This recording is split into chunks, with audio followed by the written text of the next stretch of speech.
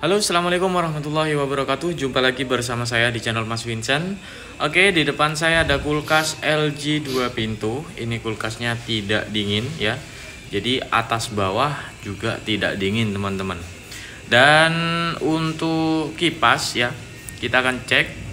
Ini kipasnya nyala ya. Jadi kalau misalkan kulkas tidak dingin, atas bawah kipas berputar, bodi kulkas tidak panas, berarti permasalahannya itu di bagian mesin kompresor ya. Kita akan coba cek di bagian belakang mesin kompresornya, karena mesin kompresor ada di bagian belakang. Oke, sekarang kita akan coba bongkar terlebih dahulu. Nah, ini udah saya lepas ya. Jadi ini mesin kompresornya tidak hidup, teman-teman, alias mati. Untuk kipas ini hidup, tapi mesin kompresor mati, teman-teman ya. Harusnya ketika kipas nyala di bagian pressure, otomatis mesin kompresor harus hidup, teman-teman. Tapi ini tidak hidup ya. Jadi dari customer bilang kulkasnya kalau misalkan kita cabut ya, kemudian kita colokin kembali itu baru dingin ya. Cuman sebentar, teman-teman. Nanti kemudian kulkasnya menjadi tidak dingin kembali ya. Oke, sekarang kita akan coba cek di bagian relay ataupun overloadnya terlebih dahulu, teman-teman. Jadi untuk strom ini sebenarnya masuk ke bagian mesin kompresor ya. Oke, kita akan coba cek ya. Tadi ada arus sedikit di bagian mesin kompresor, takutnya arusnya terlalu besar nanti nyetrum, teman-teman ya. Tapi kalau misalkan kita pegang nggak ada strom yang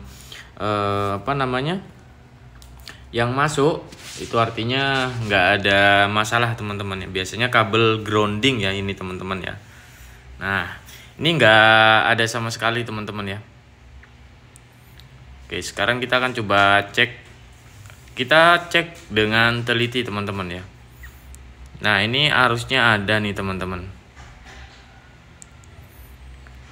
Oke, sekarang kita akan coba cek di bagian kabel grounding. Kalau misalkan kulkas itu ada denyutan strom sedikit, kabel groundingnya kalian lepas ataupun kalian potong ya, teman-teman ya. Karena kadangkala kabel itu bisa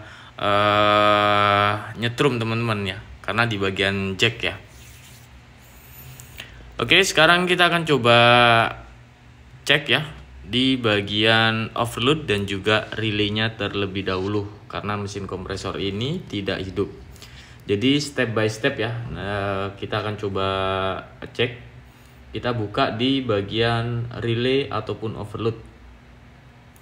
Jadi di video sebelumnya udah pernah saya bahas untuk masalah seperti ini ya, bagaimana cara mengetahui overload yang mati, kemudian relay yang mati, kemudian cara mengganti relay, itu sudah ada di video-video sebelumnya, teman-teman. Tinggal kalian cek di video saya sebelumnya. Oke, di bagian relay dan overload kita lepas ya. Kalau overload biasanya dia retak, teman-teman ya. Nah, ini udah saya lepas, teman-teman, untuk di bagian relay ataupun overloadnya ya. Sekarang kita akan coba cek di bagian overload, apakah masih nyambung atau tidak ya. Oke, masih nyambung untuk di bagian overload. Kita cek di bagian relay. Nah, ini nyambung, cuman terputus, teman-teman. Ya, artinya kalau misalkan terputus seperti ini, jadi ketika kita cek nyambung kemudian putus kembali, ini ada masalah di bagian bimetal relaynya, teman-teman ya. Nanti kita akan coba cek di bagian relay, kita cek di bagian CRS ataupun cek di bagian spoolnya. Oke, ini masih ada nilai 13, 14, RS-nya 27. Ini masih nggak ada masalah, teman-teman ya, untuk di bagian mesin kompresor. Dan untuk apakah short nih, kita akan coba cek ya. Ini masih nggak ada masalah, teman-teman ya. Untuk kompresor nggak ada yang short. Biasanya kalau short itu biasanya kulkasnya nyetrum, teman-teman. Ini nggak ada masalah sebenarnya.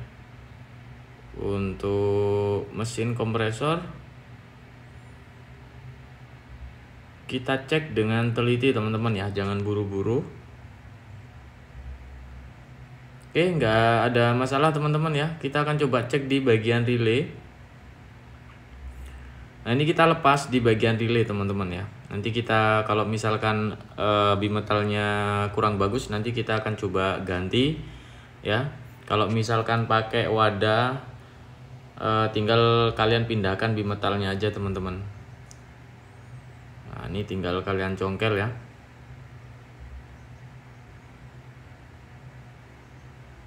Ini agak susah karena tipis teman-teman.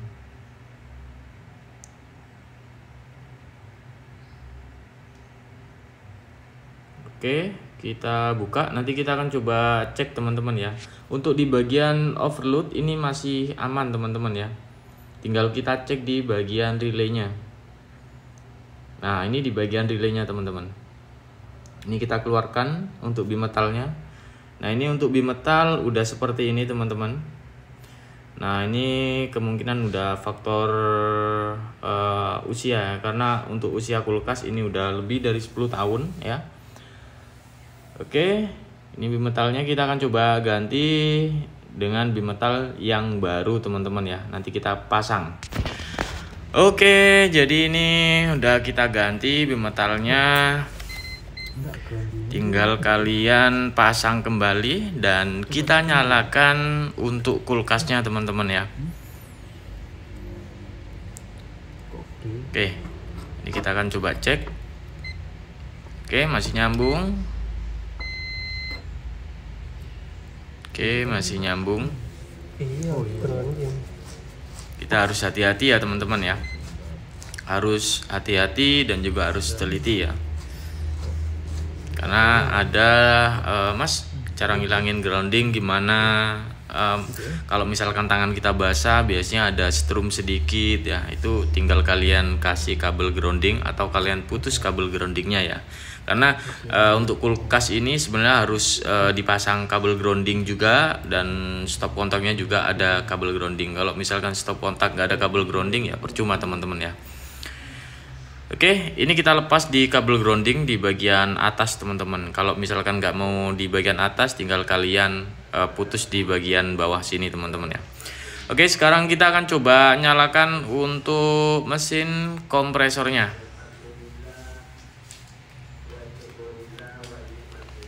Oke, kita nyalakan teman-teman untuk mesin kompresor. Oke, untuk kulkas ini udah nyala untuk ampere 1,2, artinya ini mesin kompresor normal teman-teman ya. Dan nanti kita akan coba lihat apakah ampere ini semakin tinggi atau tidak teman-teman ya. Tinggal kita lihat dan kita cek teman-teman ya. Nanti setelah itu kalau misalkan udah normal, ampere juga tidak naik, berarti udah fix ya bahwa permasalahannya hanya di bagian relaynya teman-teman. Nah, ini 1,1.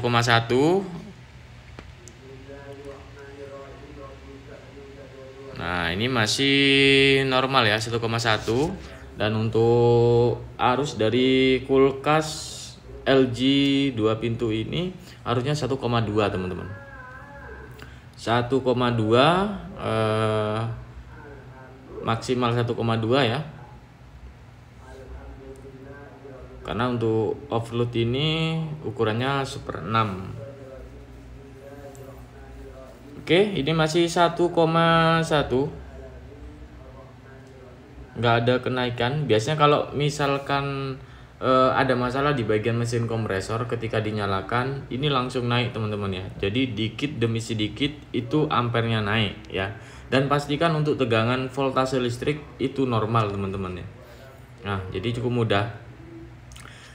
Nah, tinggal kita ganti bimetalnya aja, atau kalian beli relay yang baru juga nggak masalah. Kalau misalkan soketnya nggak sama, tinggal kalian pindahkan bimetalnya aja teman-teman ya. Karena soketnya nggak sama, ini ya kita pindahkan bimetalnya aja tadi teman-teman ya. Oke, ini masih normal.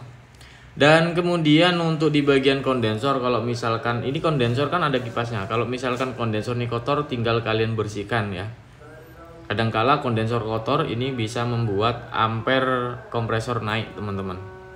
Karena kondensor harus kita dinginkan ya, sama kayak AC itu, teman-teman. Oke, sekarang kita akan coba cek, lihat hasilnya seperti apa. Oke, ini udah setengah jam udah kita tunggu dan hasilnya seperti ini, udah dingin, teman-teman ya.